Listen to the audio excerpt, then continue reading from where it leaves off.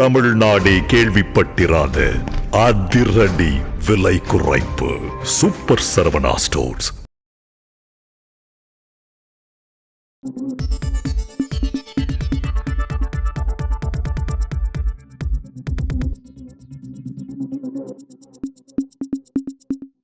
News focus Tamil நேயர்களுக்கு வணக்கம். ஆண் நண்பரை தாக்கிவிட்டு 3 பேர் கொண்ட கும்பல் ஒன்று முதுகலை மாணவிய கூட்டு பாலியல் வன்கொடுமை செய்த சம்பவம் தற்போது தமிழ்நாட்டை அதிர்ச்சியடை செஞ்சிருக்கு. மதுரையைச் சேர்ந்த 21 வயதான பெண். இவங்க கோவையில இருக்க தனியார் விடுதியில தங்கி 1ஆம் ஆண்டு முதுகலை படிச்சுட்டு வராங்க. இவங்களுக்கும் கோவையில ஆட்டோமொபைல்ஸ் கடை வைத்திருக்கக்கூடிய ஒரு 25 வயதான வாலிபருக்கும் இடையே பழக்கம் ஏற்படுது. இந்த பழக்கம் நாளடைவுல இவங்களுக்குள்ள காதலா மலருது. காதலர்களான இவங்க அடிக்கடி சந்தித்துக் கொள்வதும் வெளியில போறதையும் வழக்கமா வச்சிருக்காங்க.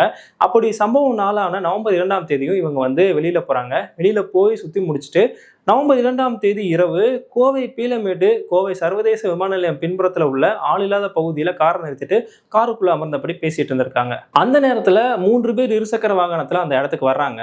இவங்க கார்ல தனியா இருக்கிறத பார்த்த உடனே காருக்கு பக்கத்துல போயிட்டு வெளியில வரும்படி மிரட்டியிருக்காங்க. பயந்து போன அந்த காதல் ஜோடி கார் கதவை திறக்காம உள்ளே இருந்திருக்காங்க. உடனே இந்த 3 பேர் கையில இருக்க அருவாலை வச்சு கார் கண்ணாடியை உடைச்சு அதன் மூலமா கார் கதவை திறந்து உள்ளே இருந்து அந்த பெண்ணை வெளியே இழுக்க முயற்சி செஞ்சிருக்காங்க. இதை தடுக்க முயன்ற அந்த ஆண் நண்பரையும் அருவாளால தாக்கியிருக்காங்க. இதனால அந்த ஆண் நண்பர் சம்பவ இடத்துல மயங்கி விழுகிறாரு. தொடர்ந்து அந்த 3 பேர் கொண்ட கும்பல் அந்த பெண்ணை அங்கிருந்து இழுத்துட்டு போய் பக்கத்துல இருந்த புதர்ல வச்சு அந்த பெண்ணை தாக்கி கூட்டு பாலியல் வன்கொடுமை செஞ்சிருக்காங்க. அதுக்கப்புறம் அந்த பெண்ணை அங்கேயே விட்டுட்டு அந்த கும்பல் அங்கிருந்து தப்பிச்சு போறாங்க. இந்த சம்பவம் நடந்தது நள்ளிரவு 12 மணின்னு சொல்லப்படுது. அதுக்கப்புறமா அதிகாலை 2 மணி அளவுல அந்த ஆண் நண்பருக்கு மயக்கம் தெளிவே உடனே அவர் தன்னோட போன் எடுத்து கோவை மாநகர காவல் கட்டுப்பாட்டு அறைய தொடர்பு கொள்றாரு. தகவல் தெரிஞ்ச போலீசார் உடனே சம்பவ இடத்துக்கு அந்த ஆண் நண்பரை மீட்டு மருத்துவமனைக்கு அனுப்பி வைக்கிறாங்க. அதுக்கப்புறமா தொடர்ந்து அந்த பெண்ணை தேடுற முயற்சியிலையும் அவங்க ஈடுபடுறாங்க. பக்கத்துல இருந்த ஒரு புதர்ல மயக்கமடைந்த நிலையில உடல் முழுவதும் காயங்களோட அந்த பெண் மீட்கப்படுகிறாங்க. அவங்களும் மருத்துவமனைக்கு அனுப்பப்பட்டு தற்போது இருவரும் மருத்துவமனைகளில் சிகிச்சை பெற்று வராங்க. இந்த சம்பவம் பெரும் பரபரப்பை ஏற்படுத்திய சூழல்ல சம்பந்தப்பட்ட குற்றவாளிகளை பிடிக்கிறதுக்காக கோவை மாநகர போலீசார் 7 தனிப்படை காவலர்களை நியமிச்சு குற்றவாளிகளை தேடிட்டு வந்தாங்க. இந்த ஒரு சூழல்ல சம்பந்தப்பட்ட குற்றவாளிகள் 3 பேருமே துடியலூர் வெள்ளக்கிணறு பட்டத்தரசிம்மன் கோயில் பக்கத்துல பதுங்கி இருப்பதா போலீசாருக்கு தகவல் கிடைக்குது.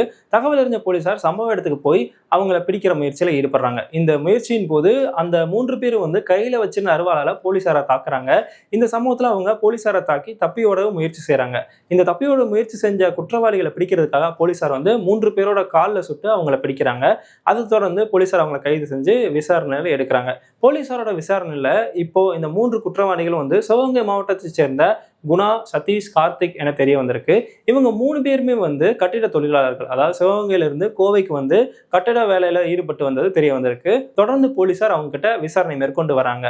நள்ளிரவு நேரத்துல முதுகலை மாணவி இப்படி 3 பேர் கொண்ட கும்பலால கூட்டு பாலியல் வன்கொடுமை செய்யப்பட்ட சம்பவம் தற்போது தமிழ்நாட்டை அதிர்ச்சி அடை செஞ்சிருக்கு.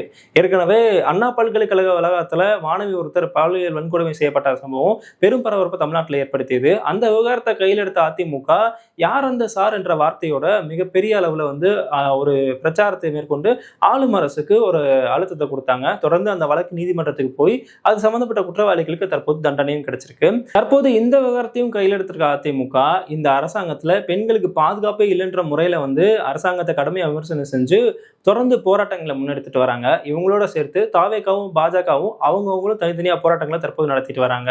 இந்த விவகாரம் சீரியஸா போயிட்டு இருக்கிறத உணர்ந்த முதல்வர் இந்த விவகாரத்துல உடனடியாக தலையிட்டு இதுல உரிய விசாரணை நடத்தி 1 மாசத்திலேயே குற்றப்பத்திரிகை தாக்கல் செஞ்சு குற்றவாளிகளுக்கு விரைவான தண்டனையை பெற்றுத்தரணும் அப்படின்ற ஒரு உத்தரவை தற்போது பிறப்பிச்சிருக்காரு. இது மாதிரியான சம்பவங்கள் நடக்கிறது ஒன்றும் புதுசு இல்லை. கொஞ்ச நாளைக்கு முன்னாடி திருவண்ணாமலையில போலீசாரால ஆந்திராவை சேர்ந்த பெண் கூட்டு பாலியல் வன்கொடுமை செய்யப்பட்ட சம்பவம் நடந்துச்சு. அண்ணா பல்கலைக்கழக விவகாரம் பத்தி நம்ம தொடர்ந்து இப்போ வரைக்கும் பேசிட்டு தான் இருக்கோம்.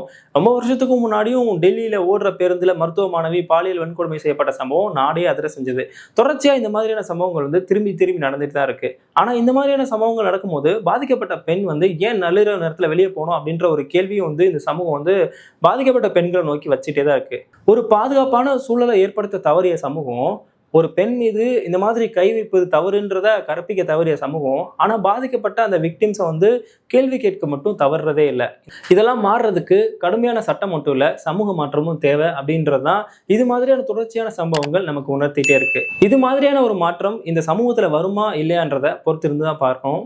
இந்த விவகாரத்துல உங்களுடைய கருத்து என்னன்றதை மறக்காம கமெண்ட்ல சொல்லுங்க. நன்றி.